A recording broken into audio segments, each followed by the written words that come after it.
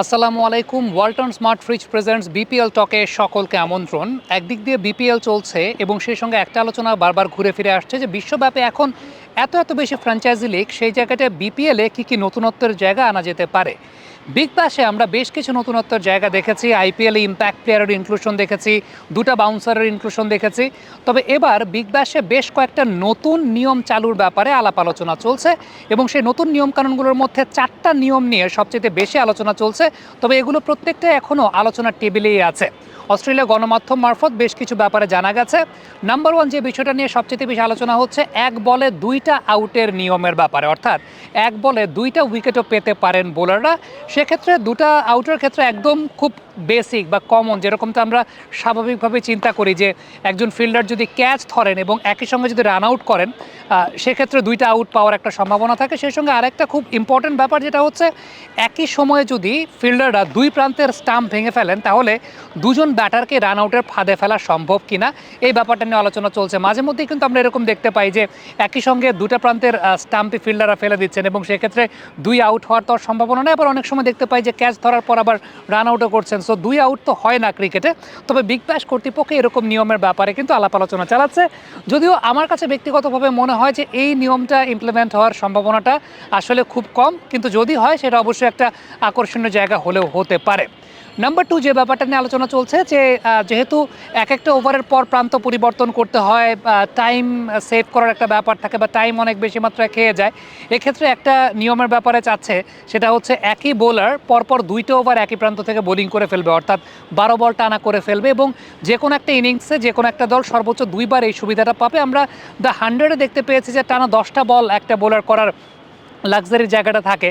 এতে একদিকে থেকে একটা ব্যাপার থাকে যে একজন বোলার তিনি যখন একটা ওভারে পার্টিকুলারলি রিদমে আছেন, তিনি হয়তো ব্যাক টু ব্যাক দুটো ওভার একসঙ্গে করে ফেলে সেই রিদমটা ক্যারি করতে পারেন। ক্রিকেটটা এখন অনেক বেশি মাত্রায় ব্যাটসম্যানস ফ্রেন্ডলি গেম, সেই জায়গা থেকেই বের করে নিয়ে আসার জন্য এই নিয়মটা তারা করতে চাচ্ছে কিনা আই ডোন্ট নো, বাট এটা যদি ইনক্লুড হয় সেটা অবশ্যই একটা বাড়তি রসত্ব অবশ্যই যোগাবে।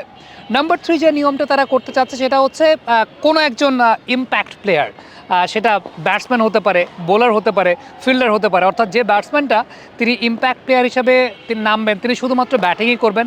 যে বোলারটা শুধু ইম্প্যাক্ট প্লেয়ার হিসেবে নামবেন, তিনি শুধু বোলিংই করবেন। আবার একজন ফিল্ডারকেও তারা রাখতে চাচ্ছে যে ফিল্ডারটা শুধুমাত্র ফিল্ডিং করার জন্যই নামবে। সো এক্ষেত্রে ব্যাপারটা এরকম হতে পারে যে কোনো একজন ব্যাটার বিগ ব্যাশের কোনো একটা লিগে তিনি ব্যাটিং করলেন, ব্যাটিং করে ওই দিনই আবার ইন্টারন্যাশনাল টিমের হয়ে তিনি অস্ট্রেলিয়া টিমের হয়ে হয়তো বা খেলতে যাচ্ছেন, সেরকম হতে পারে। সো এরকম একটা ফ্যাসিনেটিং নিয়ম তারা রাখতে চাচ্ছে, যদিও এটা আসলে কতটুকু কার্যকরী হবে I don't know about that. আরেকটা ইম্পর্টেন্ট নিয়ম তারা করতে চাচ্ছে, সেটা হচ্ছে কোনো একজন বোলার যদি টি-20 ক্রিকেটে মেডেন ওভার নেন, সেটা একটা উইকেট হিসাবে কাউন্ট হতে পারে। অর্থাৎ কোনো একজন ব্যাটার যদি পরপর 6টা বলে ডট বল ফেস করেন, সেই ব্যাটসম্যানটা তখন আউট হয়ে যাবেন।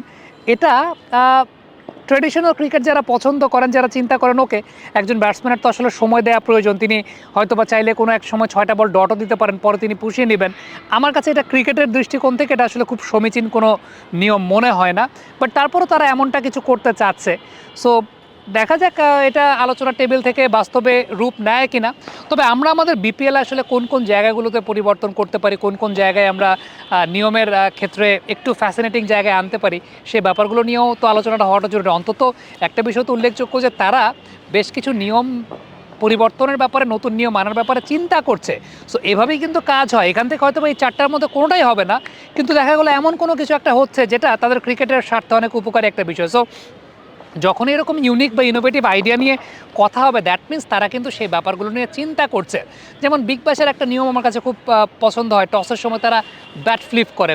ব্যাট ফ্লিপটা তারা কেন করে, যে অস্ট্রেলিয়ার রোড সাইড ক্রিকেটে যারা স্ট্রিট ক্রিকেট খেলে বাচ্চারা, তাদের একটা ট্র্যাডিশন, তারা যেহেতু কয়েন ম্যানেজ করতে পারে না, ব্যাট ফ্লিপ করে টস করে। আমাদের বাংলাদেশেও তো বাচ্চারা, গ্রামের বাচ্চারা, শহরের গলির বাচ্চারা যারা ক্রিকেট খেলে, তারা বাটাবাটি করে 1-2 করে তারা টস করে।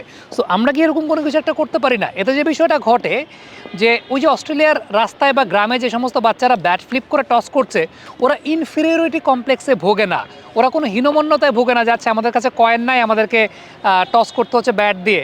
ওরা এটা বলতে পারে যে বিগ ব্যাশেও তো আমাদের মতো করেই টস হয়। সো আমাদের গ্রামে যে সমস্ত বাচ্চারা খেলে বাটাবাটি করে, তারাও কিন্তু একটা সময় চিন্তা করতে পারে যে আমরা যেমনি টস করি, বিপিএলও তো সেমনি টস করে। সো এটা কানেকশন বিল্ড আপের একটা জায়গা, তারা কানেক্টিভিটির জায়গা থেকে চিন্তা করে। আমার কাছে মনে হয় যে অদূর ভবিষ্যতে এগুলো নিয়ে আমরাও ভাবনা চিন্তা করতে পারি। কমেন্ট বক্সে আপনাদের মন্তব্য মতামত জানতে চাই।